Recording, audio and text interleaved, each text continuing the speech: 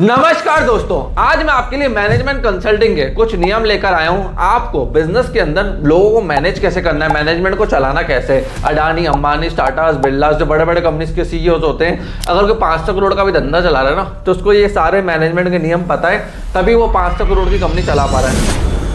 आज मैं आपको मैनेजमेंट कंसल्टिंग के अंदर सारी चीजें बताऊंगा, मैनेजमेंट को चलाना कैसे। तो आइए इस वीडियो को चालू करते हैं। देखिए, सबसे पहली चीज मैनेजमेंट के अंदर, अगर आपको 100 करोड़ 500 करोड़ की कंपनी बनानी है, तो आपको 500 करोड़ की कंपनी के लिए ना वो राइट मैन पावर टॉप पे चाहिए। उसके लिए आपको 2 रेशियोज में उनको बांटना पड़ेगा। एक जो टॉप मैनेजमेंट, जैसे लेट्स सपोज 100 करोड़ आपको मंथली सेल्स चाहिए अपने धंधे को चलाने के लिए, साल की 1200 करोड़ होगी, तो एक सैलरी जो आपके टॉप मैनेजमेंट की रहेगी वो रहेगी फिक्स बेसिक पे।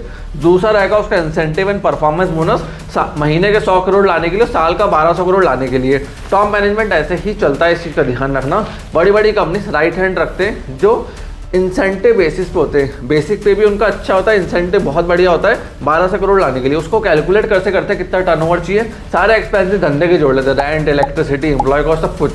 उसके बाद वो अपना सैलरी प्रॉफिट जोड़ते हैं, उसके ऊपर टोटल कॉस्ट निकाल लेते हैं, अब हमें इतना टर्नओवर चाहिए। इससे क्या है, धंधे को आप स्केल कर पाओगे, बड़ा कर पाओगे। एक चीज़ का ध्यान रखना, अगर आप ऊपर फिक्स सैलरी का आदमी लिया होगे ना, धंधा बड़ा नहीं बनेगा, बैठा रहेगा। तो ऊपर वाला आदमी पे revenue share, ESOPs, profit, bonus सब कुछ होना चाहिए। वो एज ए एम्प्लॉय नहीं, ऐसा पार्टनर चलेगा आपके धंधे के अंदर। दूसरी चीज है ब्रांड वैल्यू को समझो। देखो, अगर आपको किसी भी डील के ऊपर नुकसान हो रहा है, बट आपने उस पर हाँ बोल दी थी, गलत स्ट्रैटेजी लगा दी, और डील राइटिंग के अंदर अब आप पीछे नहीं हट सकते, तो उस डील को पूरा करो नुकसान के अंदर भी, जितना आप साइन कर सकते हो। टाटा इस गेम को अच्छा खेलता है, उसको पता है भैया मेरी रेपुटेशन बढ़ी है, डील कर ली, स्ट्रैटेजी बना दी, गलत होगी, बाद में लॉस हो गया, वो उसको कंप्लीट करते लॉस खा के भी। ब्रांड वैल्यू नीचे नहीं करनी चाहिए। ब्रांड वैल्यू का गेम सबसे ज़्यादा इंपॉर्टेंट होता है, वही आपके कस्टमर और आपके एम्प्लॉयज़ में आपकी कंपनी के लिए ट्रस्ट बिल्ड करता है। तीसरी चीज़, राइट लोग हायर करो इंस्टेड ऑफ ज़्यादा लोग। देखो क्यों, 100 बेवकूफ़ हायर करोगे, 10 अच्छे आदमी हायर करोगे तो 10 अच्छे आदमी बेटर है। 100 बेवकूफ़ कुछ नहीं करने वाले, 10 अच्छे शेर चाहिए धंधे को चलाने के लिए। मैं हमेशा यही देखता हूँ, इतना एग्रेसिव नहीं होना होता धंधे के अंदर कि भैया मेरे को ना 300 जनों की टीम चाहिए। लोग एग्रेसिव हो जाते हैं कि ऐसा ऑफिस चाहिए, ऐसी टीम चाहिए, ऐसा पियोन चाहिए, मतलब ऐसा ड्राइवर चाहिए, ऐसी कार चाहिए। ईगो के अंदर जो आप डिसीजन लेते हो ना कि भैया मेरे को चाहिए ही चाहिए, मैन पावर बिठानी ही है, कहीं ना कहीं बार आप लॉस में चले जाते हो, टेंशन में आ जाते हो, डिप्रेशन हो जाता है, बीपी बढ़ जाता है। तो राइट आदमी लाना है, भले कम आए। राइट आदमी 100 लोगों का काम कर लेगा, बट गलत आदमी एक का भी काम नहीं कर पाएंगे, इसलिए राइट आदमी धंधे के अंदर लेकर आओ। चौथी चीज, मैनेजमेंट के अंदर अपनी टीम को क्लियर रोल दो। जैसे आपका कोई सेल्स के अंदर टीम मेंबर है, अब लोग गलती क्या करते हैं, उसको टारगेट देते हैं 6000 कॉल्स पर मंथ का। अब 6000 कॉलिंग उसने कर भी ली, बट रेवेन्यू 0 हुआ, तो अब क्या करोगे उसको बिठा के? पैसा ही तो चाहिए उसको। समझा भाई, तो एक कॉल कर, महीने का 10 लाख रुपए लेके आ जा। केपीआई क्या होगा, 10 लाख रुपए मंथली रेवेन्यू है, 15 लाख रुपए मंथली रेवेन्यू। तो उसको रेवेन्यू लिंक करो, पीएनएल लिंक करो किसी भी एम्प्लॉय को उसके केपीआई में। फालतू गलत जगह केपीआई मत घुसेड़ो। 6000 कॉल कर भी लेगा, रेवेन्यू 0 लाएगा, अब क्या करोगे? एक कॉल पे 10 लाख रुपए लिया था, आपके लिए बेटर है ना। 25 दिन छुट्टी मनाए एम्प्लॉय, आप भी फ्री, वो भी फ्री। पांचवी मैनेजमेंट की चीज़ों को नंबर्स में कन्वर्ट करो। होता क्या, आप लोग क्या करते हो, बढ़िया काम करना ये बोल देते हो।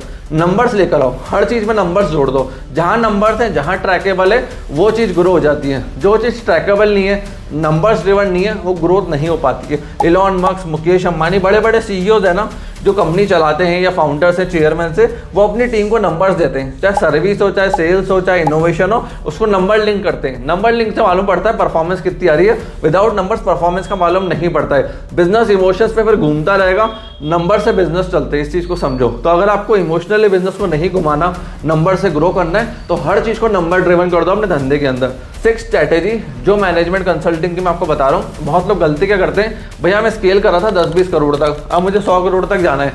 बंदा सही नहीं था, वो काम नहीं करता था, टॉप लीडर बैठा रहता था। एक दिन आपको ऑफिस से आपको गुस्सा आया, आपने उसको बाहर कर दिया।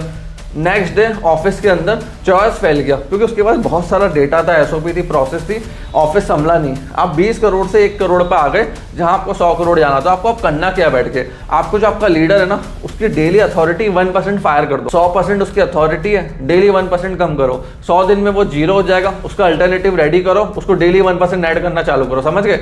जो आपका एग्जिस्टिंग बंदा है 100% का, उसमें से 1% डेली माइनस करो और दूसरा बंदा लेकर आओ, उसमें डेली 1% ऐड करो। किसी को पता नहीं चलेगा पुराना कब रिप्लेस हुआ, नया कब आ गया। इस स्ट्रेटेजी को फॉलो करते हैं मुकेश अंबानी जी। जब उनके रिलायंस में कोई लीडर खराब हो जाता है, उनको पता है यार मुझे इसको 2 करोड़ रुपए की तनख्वाह देनी है, 3-6 महीने बैठा रहेगा, कोई नुकसान नहीं है, साइड कर देते हैं उसको, धीरे धीरे मीटिंग से बुलाना बंद, सब बंद, 1% डेली काटते हैं। तो 6 महीने मालूम ही नहीं पड़ता बंदा कहाँ गायब हो गया और नया बंदा रिप्लेस कैसे हो गया। तो मुकेश अंबानी जी से ये स्ट्रेटेजी आप सीखना। फिर discipline is equal to non negotiable, ये भी मैंने रिलायंस से सीखा है। अगर आदमी लेट आ रहा है, एक्सक्यूज दे रहा है, एटीट्यूड प्रॉब्लम है लीडर में, आप बिठा के रख रहे हो ना, आप अपने गद्दी के ऊपर, अपनी कंपनी के ऊपर चाकू चला रहे हो। मतलब देखो एक चीज समझो, कुछ गलत है, लेट आ रहा है, एक्सक्यूज दे रहा है, फालतू की बात कर रहा है, पूरी कंपनी कल्चर में जा रहा है, कंपनी कुछ नहीं कर पाती, कंपनी में दम नहीं है, उस बंदे को सबसे पहले फायर करो, एग्जांपल सेट करो कि अगर तुम लेट आ रहे हो, एक्सक्यूज दे रहे हो, एटीट्यूड प्रॉब्लम है, काम नहीं कर सकते हो, तुम लीडर बनने लायक नहीं हो, तुम बाहर बैठो, लीडरशिप में वो आएगा जो डिसिप्लिन्ड होगा, वही धंधा चला पाएगा। नेक्स्ट चीज, अपने धंधे के अंदर सिस्टम को हीरो बनाओ, आदमी को नहीं।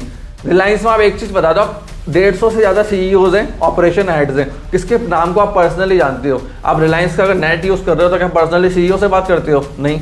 कौन दे रहा है सर्विस क्या पता आपको, कौन कॉल सेंटर बैठा क्या पता आपको? इंटरनेट यूज़ कर रहे हो उनका, रिलायंस स्मार्ट यूज़ कर रहे हो, रिलायंस डिजिटल यूज़ कर रहे हो, जियो सिनेमा यूज़ कर रहे हो। पर्सन डिपेंडेंट धंधे नहीं है, सिस्टम डिपेंडेंट है। बंदा समझ नहीं आया, बंदा रिप्लेस कर देंगे, नया सिस्टम में नया बंदा आ जाएगा, उससे आपको क्या है, उससे कस्टमर को फर्क नहीं पड़ता।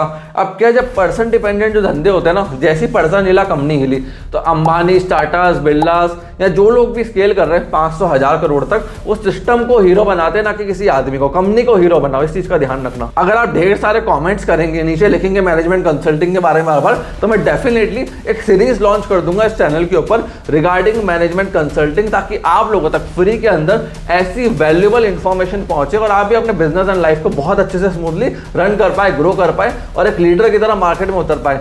सो फ्रेंड्स, अगर आपको वीडियो पसंद आए तो लाइक कर देना। कमेंट सेक्शन में अगर आपको हमसे बहुत ज़्यादा अच्छा वैल्यूएबल इंफॉर्मेशन मिलती है, कंटेंट मिलता है, तो प्लीज़ शेयर करना योर फीडबैक एंड थॉट्स। आपने इस वीडियो को यहाँ तक देखा, हम लोगों को प्यार एंड सपोर्ट दिया, उसके लिए धन्यवाद।